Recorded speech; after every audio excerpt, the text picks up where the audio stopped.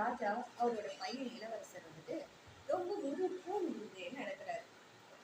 நமக்கு அடுத்தது இவர் தான் ராஜாவாக போறாரு. இவர் இப்படி இருந்தா நாட்டுல எல்லாரும் மதிப்பாங்களா?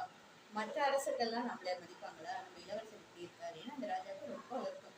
அவர் நிமிர்ந்து நடக்கிறதுக்கான ட்ரீட்மெண்ட் எல்லா இடத்துலையும் போய் பார்த்தாங்க. பக்கத்துல இருக்க பெரிய பெரிய ஸ்பெஷலைஸ்டான டாக்டர்ஸ் கிட்ட எல்லாத்துக்கிட்டையும் ட்ரீட்மெண்ட் பண்ணாங்க. எந்த இம்ப்ரூவ்மெண்ட்டும் அவருக்கு கிடைக்கல.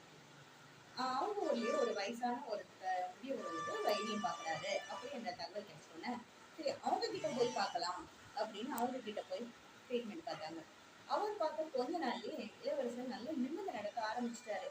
இவங்களுக்கு ராஜாவுக்கு ரொம்ப சந்தோஷம். அவர் என்னென்ன கேட்குறாரோ வேண்டிய செல்வங்கள்லாம் கொடுத்து அந்த முதியவர்கிட்ட ரொம்ப நன்றி சொன்னாங்க.